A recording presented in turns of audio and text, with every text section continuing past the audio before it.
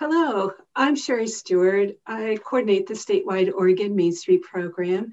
I'm joined today by Linda Klink and Kayla Klur with the Wyoming Main Street program, and Gail Langley with Colorado Main Street, and Brianne Durham and Jonelle McCoy with Washington Main Street. Thanks for joining us this morning for our first in our mini webinar series geared to help you strengthen or develop a sustainable funding plan. A couple of housekeeping things. There is I'm sure you're all familiar with this by now. We've probably been on multiple Zoom webinars and Zoom meetings, but there is the chat feature and the question and answer. So if things that you just want to share, use the chat feature. And if you have a specific question for Kathy, our speaker today, please use the question and answer feature. So those are the ways to use those two different things.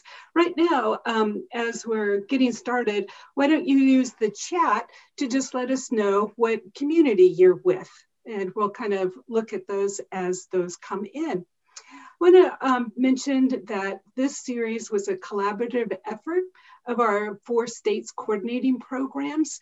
We saw similar needs in our local programs to help them develop their sustainable funding strategies. So we decided to pool our resources, our time, money, skills, and technology to bring this series to you. Gosh, it looks like we have folks from all over Oregon and Wyoming and Washington and Colorado, so that's great. It looks like we're reaching out pretty far into our state. So welcome to everyone who's joining us from all of these different time zones this morning. Today's session will give you an overview of the different sources of funds that are part of a well-funded strategy for your Main Street programs, and then the steps that you need to take to develop your own plan. Over the following 3 days, we'll dive a little bit deeper into specific examples that local programs from across the country have implemented. We hope that those serve as inspirations to help you develop your own resources.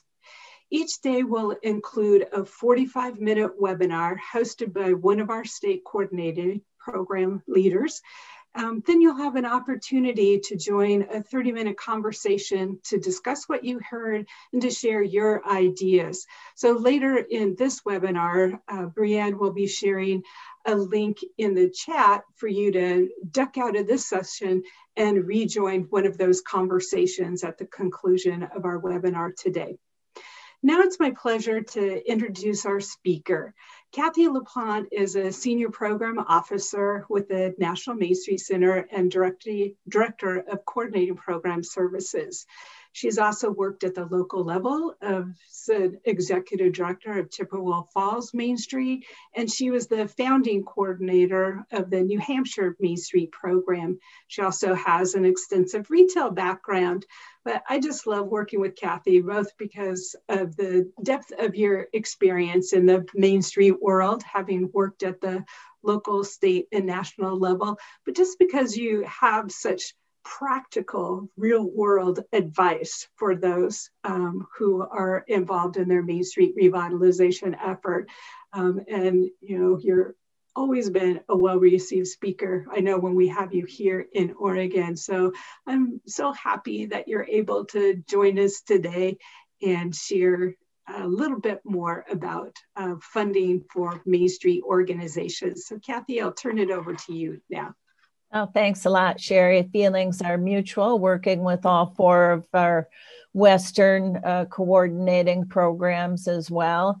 Hello, everyone. I'm going to do a fairly quick overview, and hopefully you're going to get into more details over the next couple days as well on developing a sustainable fundraising plan.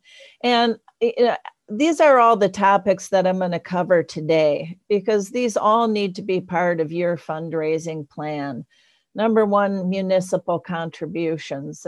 It's one of the sort of tenets of the National Main Street accreditation standards that you have good public-private partnership. The best way to show that is that the municipality actually contributes financially to your program.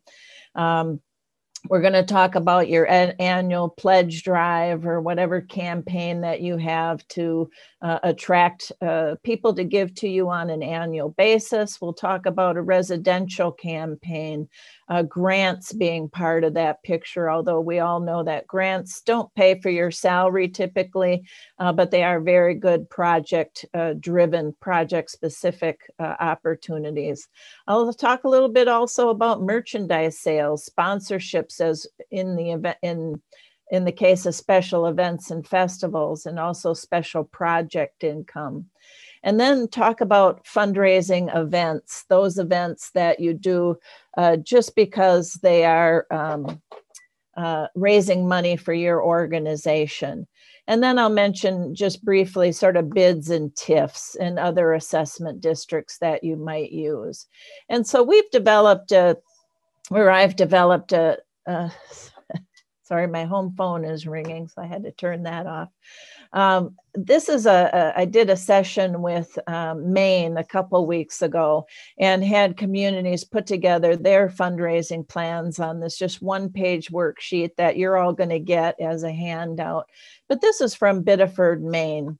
And it's really a great example, I think, of what you need to have your boards do with considering where your funding is coming from. Be able to show new board members when they come on very clearly where your income comes from. And so you can see that Biddeford, and this is planning for 20 and into 21. Last year, or this year, 20, they got 35,000 from their municipality. They're asking for 40 for next year. And we'll talk about all the reasons why. Hopefully we can get municipal increases. They have their business donations that they're looking for a significant increase actually this next year. They figured businesses outside of downtown, they'd be reducing a little bit. Same thing with residential. They thought they might see a reduction there. Where the categories are that we usually don't break down very nicely in a fundraising plan are special events and also fundraising events. And you can see, you should be able to tell your board or anybody that's associated with your organization what the cost or what the benefit is of a special event that raises money for your organization. You can see they've already canceled River Jam for 21, but in the past it netted $6,500. And then they do 3 fundraising events, and you can see that they've lowered their expectations on all 3 for this coming year. They're hoping to find additional grants this year. They're sort of canceling out merchandise sales, maybe because some of the events where they sold that merchandise aren't going to happen. But you can also see the categories on there where they are not getting or not generating any income, like civic organizations. And maybe they can challenge themselves to have other special events that might raise money. So this is what you want. You want to look at all the possible sources of funding for your organization and sort of piece the plan together that way. And in this case, Biddeford is actually anticipating well over $10,000 increase in their fundraising over the next year. So that is what you want to lay out and have that very clearly explained for your board or your organization committee, who's ever going to be responsible for developing that plan. So the key to sustainable funding is really balancing your funding. Don't have all your eggs in one basket, like some communities have gotten in trouble when their wine festival that raises $50,000 gets canceled due to COVID or a tornado or hot weather. So you want to make sure it's balanced so that you can take a hit from time to time and still survive.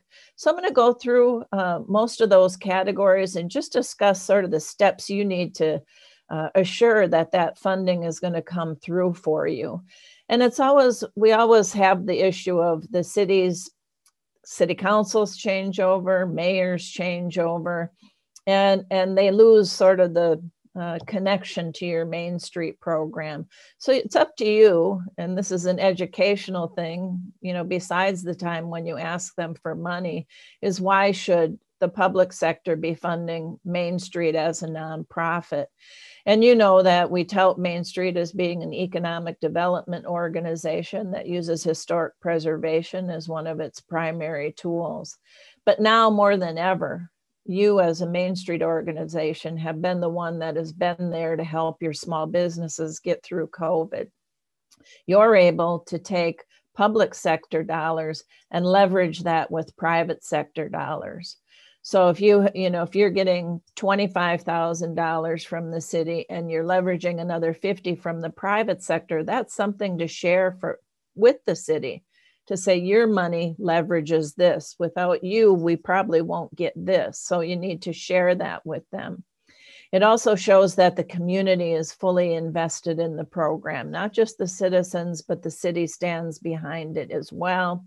And you're going to have greater economic impact and a stronger economic base. So you're doing work on behalf of the city. That is why they should be contributing to your program. So how do you assure or continue getting continued funding or increase your funding? Think about who you need to be communicating with. Is it the mayor? Is it the city council? Is it better to have a good relationship with your city or town administrator? What's the message that you have for them? Again, going back to that last slide, you have to let them understand or get them to understand that you're an economic development organization that is doing work on behalf of the city. So you can show them what you're going to be doing to ease their workload and improve the economics of the community. So that's why we keep our reinvestment stats. So you can show the growth of new businesses, new jobs, volunteer hours, investment by the private sector, leveraged against what the public sector is investing in downtown. All of those things are going to be important to share with them. You need to make sure you educate city officials. So, early on in COVID, the National Main Street Center did a small business survey. We had quite a lot of businesses that responded to that, showed that a lot of small businesses were going to be in trouble 2 to 5 months out if they couldn't reopen through COVID. The second survey that we did, and all of this is on our website, we've shared it a lot, showed that those small businesses that have been surviving got the most assistance from their Main Street program. So that's a phenomenal piece of information you want to share with your city. Also sharing with them, what you're hearing from property owners in your own community or businesses in your own community. And share the value of dedicated staff working for downtown and those volunteer hours, as I said. This is an organization that your community doesn't want to lose. And so they shouldn't be cutting back on funding. They should be doing like Biddeford and actually increasing their funding for the Main Street organization, because you're going to take some hits elsewhere because you had to cancel special events or your small businesses weren't able to give what they could give. And then just tell them what you're going to use their funding for. Is it to, again, continue to help small businesses? Is it because you need it for operations? Be very specific about what you're going to use their funds for. The next category I wanted to talk about are annual campaigns, and whether it's a campaign or you do it, year long, this is what it used to typically look like in a non-COVID year. You would probably have maybe an 8-week campaign time, and you'd have a chair of that. You'd maybe get a local celebrity to be the chair of your fundraising kickoff. You'd make sure your board members all donated and set a goal and ask people for multi-year pledges so you don't have to keep going back to them every year. You identify sponsors, et cetera. So it's a little bit different now during COVID. But we still want to send out those annual support requests. You still want every board member to make a personal contribution. And that's different from them making a business contribution as well. So hopefully you have a policy where, say the president of the bank is on your board and the bank gives you $5,000 a year, I would expect that the bank president also make a personal contribution, because that $5,000 isn't coming out of his pocket. So we want people to make that personal contribution as well. We're seeing more programs offering monthly or quarterly options in making payments. Makes it more palatable, businesses slower. We don't know what lies ahead, and their commitment is able to be kept up if they can make payments. Identify new people who might give, and I'm going to talk about some of those as well, but businesses that might be doing well. And the other thing you can do is support, continue to support, because I know many of you have been involved with this as well, the $100 million ask that we've made at the federal level. So when you reach out, or if you can reach out to your congressional delegation, hopefully they will support the Main Street America request, because that is money that is intended to come and support your coordinating programs and your local programs as well, and your small businesses. So keep an eye on that one. So an important thing, as I mentioned earlier, is the message that you give when you're doing fundraising. And especially now during COVID, and so, sort of saying, the stability of your annual support is needed now more than ever. Talk to them about how you're responding to COVID and helping businesses and doing things design-wise, and the loss of the funding that you've suffered from special event cancellations or your fundraising events being canceled. And then share some successes. Has a business done something exceptionally well? Have you been applauded for your efforts in helping someone or putting on some activity? And then be sure you tell them how your gift is going to be used. Is it for support of your organization, or is it in support of small business? So what will your message be? I like this one from Grayling, Michigan. It was on their Facebook page, and it just said, "We do neat stuff in downtown." And I thought, well, that's a nice casual way. And they mentioned some of the things that they do. And they were doing this envelope promotion where you bought an envelope. I guess it had like a minimum $20 gift certificate in it, but then the money went to support all the things to, work on businesses and property development and public improvements in the downtown as well. But I just like the fact that they said, we need your help. We do neat stuff, and we need your help in continuing to serve. Now, this is a longer one, and I didn't send this along as a handout, but I will make it available also to Sherry and the other coordinators. But this was something that I just recently saw from Belfast, Maine. He shared it during the fundraising workshop I did for them. But he got very specific in their pledge letter that says, here is everything that we've done. In late March, when things hit us, we lobbied our state officials, we lobbied our federal officials, we created things that were going to help our businesses. And really, it's a long list of things that they have done and had to shift. And I think that's important for you to tell that story too. And it says, but despite the pandemic, he's been awestruck by the resiliency, creativity, and flexibility of our member community. So your continued support is an essential part of our work.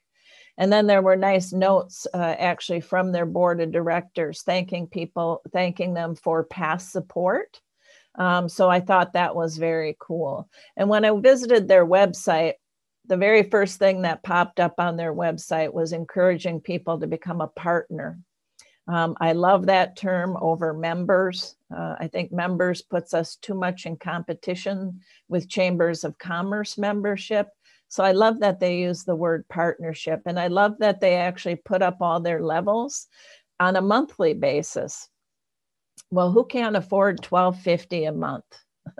And then each of these has benefits, and the larger benefits ran another 6 inches down the page, but I couldn't fit them all in. But I love that they offered different levels to give with some different things that they got to participate in because of that. And then they also used the testimonials as part of that. Just people saying, our town Belfast has been doing a great job. They are such an important part of our community. So if you have some real supporters of your organization, use their words to tell your story. use their words to touch the heart of other people in your community who should feel as passionate about their downtown as they do, and your organization, to hopefully get more support there. So for Belfast, they've been seeing great growth, both in their residential campaign and with businesses. Zach, their executive director, told me that their board thought about not asking people for money this year because of COVID, which is the wrong idea, because not everybody has been as financially impacted by COVID and is still making contributions to the same level or higher than they have made in the past. But what he noted was no one dropped their partnerships, though they did lower their expectations for 2020 with new partners. They're still anticipating having a slight increase in their funding despite COVID. So they've been doing really well up there. And it's not always about relying on the businesses that are in your downtown. I've shown this slide before when I've done fundraising workshops, but there are businesses that are making money in your downtown but are not located there. And there are people like the restaurant wholesalers that are delivering to your restaurants, though we know business is down for them as well. But it's the people bringing the red carpet runners to your banks, or doing the landscaping, or the city hiring contractors to do public improvements. And you can reach those people by asking businesses in your downtown who they do business with, where do they get their supplies, and making contact that way. But there's a lot of people besides the businesses in your downtown who make money because your downtown is successful. And are there industries in your area that have been doing great during COVID? We know home improvements, home construction, all of those businesses are excelling. So have you tapped into those people in your community? Professionals, industrial businesses. I live in a small town in New Hampshire. We happen to have a grocery store warehouse here. They hired 100 new people since COVID hit because they're so busy. Utilities, phone, cable providers. I don't know about you, but my Comcast bill has not gone down since COVID. As a matter of fact, it's increasing. RV and camper dealers, fitness related stores, bike shops, can't even get any more bikes, pool companies.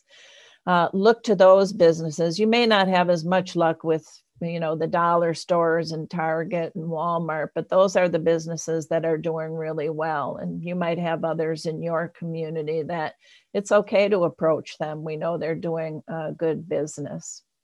The third category I want to talk about is residential giving. And many communities have shared with me that this is a place that has been growing for them in their programs. People still want to support you in the downtown. We saw that early when a lot of people bought gift cards and to-go orders during COVID when we were shut down. They want to figure out how they can support you. And it really builds on that community commitment and support that we all need for our programs. So I looked around on a few of your pages, so maybe somebody else will go more into detail in some of these other ones. But Issaquah's page, I opened it up and there it was, right there, front page, donations help fund future programming. Click here, make a contribution to us. Too often, and I want you all to go look at your web pages and see how well you show off that you need support for your organization. Is it the last button on the top of your bar to donate or get involved here? Or is it very obvious, like Issaquah's page?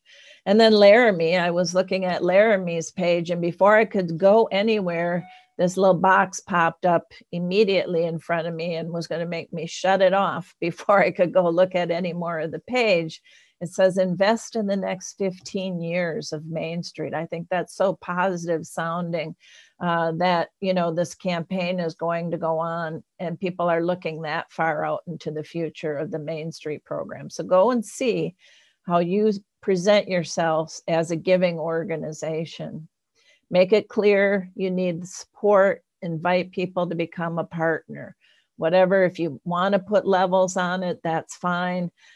Sometimes when you do campaigns where you ask businesses to give, you can go out and ask them for what you think they might be able to give. Rather than $250, some of them might be able to give $500. So ask them to do that.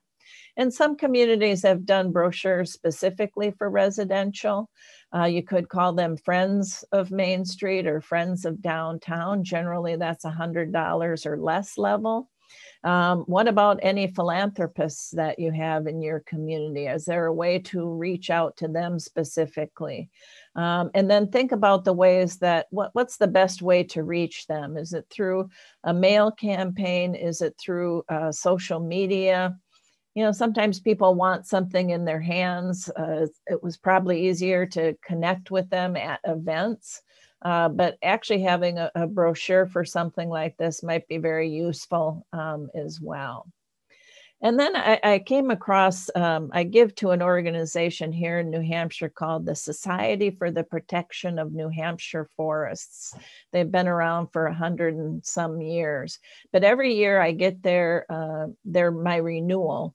They say, if you give an extra $20, we'll send you a bottle of our maple syrup that was harvested off the trees in the land that you help protect. And well, do I make the extra $20 every year? Well, I want the maple syrup. So why can't Main Street do that as well? So if somebody was giving at a friend's level at $50, could we offer them a $5 coffee mug if they raise their contribution by $20? And you could just change it up every year. If you change the color of the coffee mug, offer them a t-shirt, something like that. I just think it might be worth considering that, because if you have member levels, the only way to increase your budget is to increase those levels or get more members. So this is one way you can increase those levels. I saw a couple communities, and I saw Bandon, Oregon just won an award statewide for a project that they did not to raise money for Main Street per se, but to support a significant portion of their workforce, which are the caddies who work at the golf course there. And Main Street took, or I should say the Greater Bandon Association, their Main Street organization, took on the state GoFundMe campaign and raised over $200,000 on a GoFundMe campaign that was split among all the caddies that were eligible. And some additional fundraising pushed it over $300,000. That's an incredible amount of money to raise. Another community up in Maine did the same thing to support their restaurants. They did a GoFundMe campaign. They wanted to raise $12,000. Again, it didn't go to Main Street. They used that $12,000 to buy food, meals from restaurants to deliver to frontline workers. So it's just as good as giving it to Main Street when you can get it into your business's hands and then help support them and do good work and help out the frontline workers as well.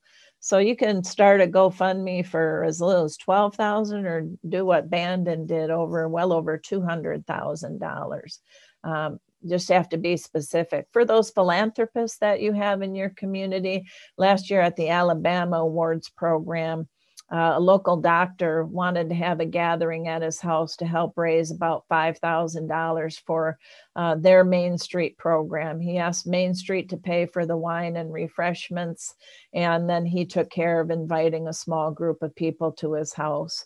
They netted over $15,000 in one evening after they paid for the refreshments. So, maybe if you have retired board members who might host something like that, if they have influential people. Again, we have to get more and more people buying in to our efforts in downtown. Then I wanted to talk about special event income. It really took a hit in the last year, but hopefully we'll be coming out of that soon. So in SILOAM Springs, I shared this one in our pop-up conversation a couple months ago. Their SILOAM Springs main fundraiser had to be done virtually because they couldn't meet in person. They still sold tickets. Tickets were $65 to not go to an event. But what they got was a $15 gift certificate for a downtown restaurant. They got ice cream delivered to their house that night from their downtown ice cream store. They got a crowler of beer. They got entered into a staycation. And in that one evening, they raised $17,000. So that's one way to take a special event that would have been their annual meeting and take it virtual. And still, they did a live and silent auction. So they raised $17,000 in one night. They also did the auction on Facebook, which was very cool. And this was a great success story for SKOWHEGAN, Maine, their craft brew fest. I also shared this one during the pop-up that we had on fundraising. Normally their craft brew festival was on Labor Day weekend. They had about 1,300 people that would attend, and they generated about $30,000 in revenue, but they had to pivot during COVID. So they decided to do a craft brew bag.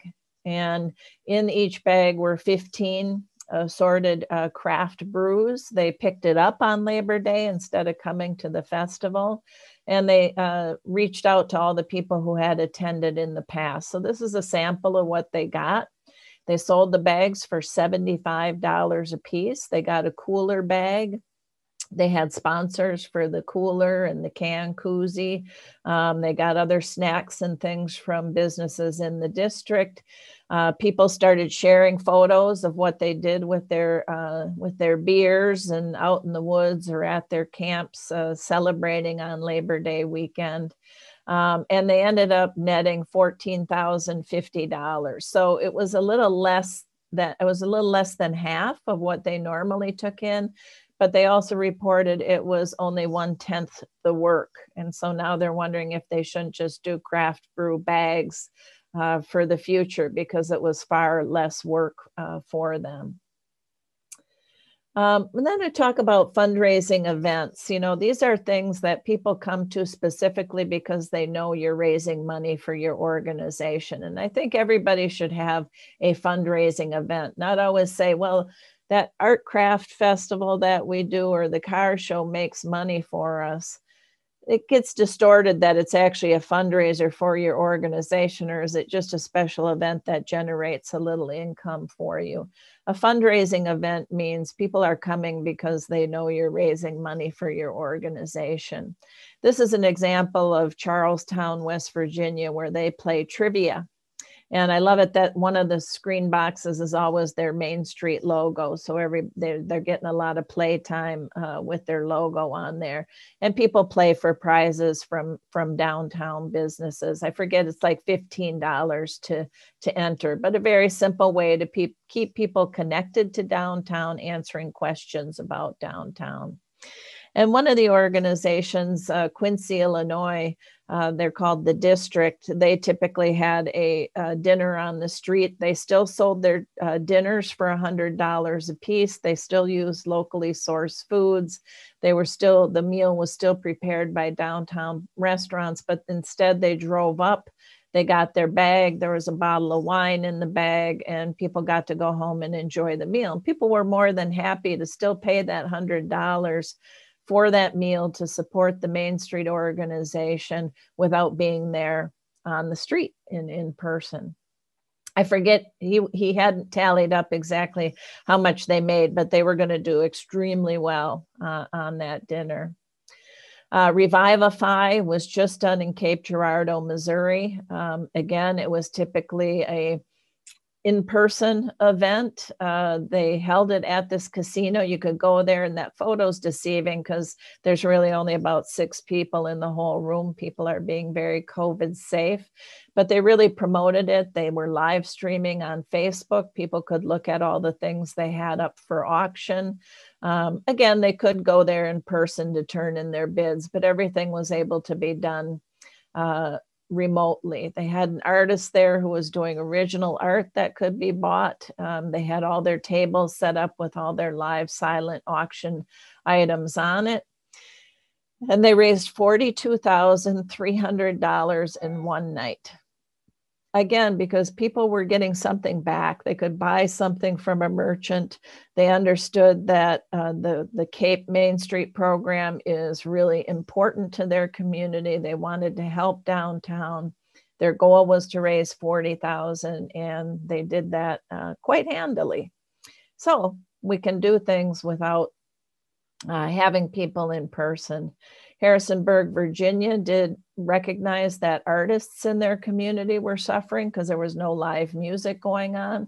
So they started Sofapalooza and had artists play. They got sponsors to pay for each one of those things. And then they had 2 tip jars, one to tip the musicians, one to tip the Main Street program so that they could use it to help continue supporting small businesses.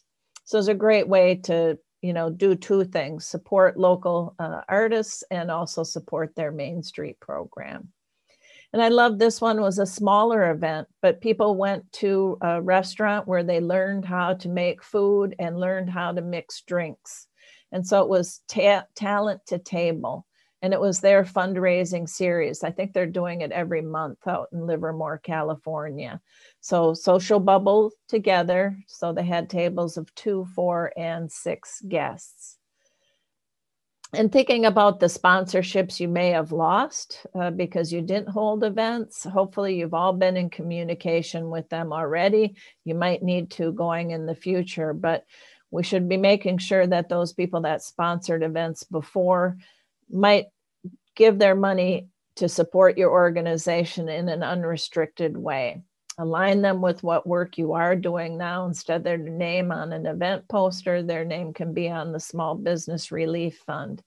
And then assure them that they'll have first right of lead sponsorship at the event next year if they give to you this year as well. So don't lose track of your sponsors.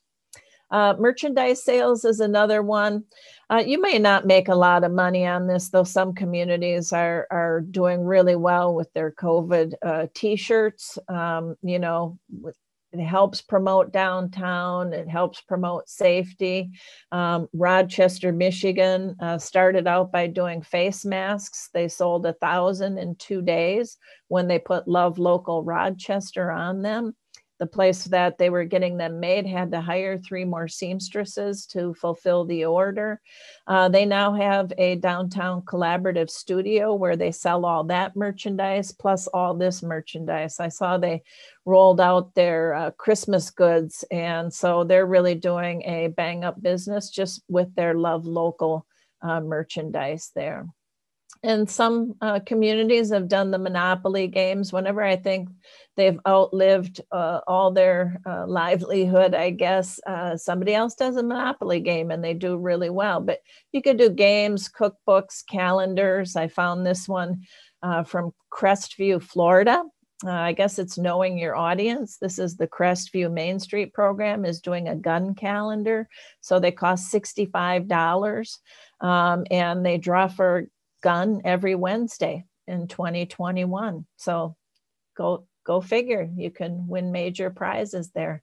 Earned income is another category. And if you've never had a rainy day fund, as you think about your sustainability going forward, you need to think of having a rainy day fund. If our Main Street organizations had 3 to 6 months set aside before COVID would have hit, we'd have been much better off, right? So how do you accomplish having an endowment fund? And an easy way is anytime you do have an event that makes money, maybe your board sets a policy that 5 or 10% of those proceeds goes into that rainy day fund. So you're not just taking my contribution as a friend and it goes in the endowment, but that you're actually planning for this. You could solicit funds specifically for that purpose. I think going forward, a lot of businesses would understand, hey, we got caught off guard with COVID and we never want that to happen again. Would you, support us with this rainy day fund? And some have used successful high school alumni. Oskaloosa, Iowa did that when they went through all the yearbooks and found the doctors, attorneys, who had moved out of the area and just sent them a letter to fund their facade grant program. Would they make a $500 contribution? And they raised $10,000 just by sending out letters to successful alumni. Grants, you know, there's a lot of they're all different for your states. They're different even at the national level as well. We did the Heartbeat grants. The first round was already announced. So kudos to any of your businesses who won money there. We're in the second round of judging the next Heartbeat application. So stay tuned for that. But I would just say follow our Main Street America Facebook page, check our website, make sure you're following us on The Point, because that's where we announce any additional grants that are coming up. And again, we have that $100 million request in. And then just, you know, some final thoughts about that messaging that is so important. Your board is making strategic choices right now about what you are going to be doing and what you aren't. But the thing is just to make sure your program is remaining optimistic for the future and for recovery, and let people know that, you know, when you're going to start to reinstate things that have been cut during recovery, find ideas to make up for any lost revenue. Go back to that fundraising plan at the beginning. You know, how are you going to make up for canceled events? And acknowledge that you might still ask donors for additional money post-crisis. And again, because COVID impacted just about all funding, now is the time for that strong message to the community about your mission and purpose. And as long as you are communicating well with the community, they're going to remember who you are and know the importance of your organization in the community. So if you haven't established sort of your elevator speech, you need to sharpen that up right now to let people know what the message is. Fundraising isn't just about an event that raises money. So much of that is really how you put it out to your stakeholders as well. Again, it's for a healthy community. It's not just for paying your salary. It's for the benefit of the entire community. So tell your story. Focus on what you're doing now. It's going to be different maybe 4, 5, 6 months from now, but focus on what you're doing now and tell that story. Tell everyone in the community how you're planning to help your downtown get through recovery. And make sure you have, just like you have a fundraising plan, have a communications plan so you can tell how you're making a difference in the community and that you're protecting and trying to maintain community traditions in your downtown and in your city. These are the handouts that I have available to you. I've provided a blank fundraising sheet. It's a Word doc. You can do it on whatever kind of format you want. But this just shows all the categories with it. And then as a companion piece to that, it goes through all of those sources and gives you my ideas and tips and knowing about the timing when you need to approach people. So those are going to be available in your handouts, as well as a copy of this PowerPoint presentation. And I think I have just about hit it nail on the head with 45 minutes, but hope that was helpful and useful in sort of the overview of creating a sustainable fundraising plan. Thank you so much, Kathy. You shared some really great examples today. And I know some of them that you touched on will be speakers on our panels over the next couple of days. So people will have a chance to dive in a little bit deeper on some of those examples. I think I was taking notes. I apologize for not having Colorado's logo up there. Sorry, Gail. I'll fix that. Yeah, thanks. A couple of comments. One, this is recorded, so you will have access to this later. And hopefully you will share that with your board members and committee members and have them have a chance to go through and see some of these great ideas. I think Kayla is putting in the chat a copy to the handouts. They'll also be shared with your state coordinators. So we will make sure that you have all of the handouts that Kathy referenced, as well as a PDF of the presentation. And if you are planning on joining the conversation, Brianne put in the chat a copy to the link to the conversation. So you will have to exit this and then rejoin using the link. I think Brianne just reposted it. And it looks like there was a note that the handouts did not get added to the chat, but we will make sure that all attendees do get a copy of all of the materials that Kathy shared. I'm looking real quick to see if there's any. Oh, it looks like we're at 45 minutes. I thought maybe we could squeeze in one question, but it looks like we'll have to save any questions that folks have for a little bit later. Again, Kathy, thank you so much for joining us. And if you do plan on joining the conversation, make sure you copy that link right now, and we'll look forward to continuing the conversation. So I'm not sure, Brianne, or any of the other coordinators, if you have anything else. I saw a couple comments in the chat. So with that, I guess we will be signing off and talking to you soon. All right, thank you.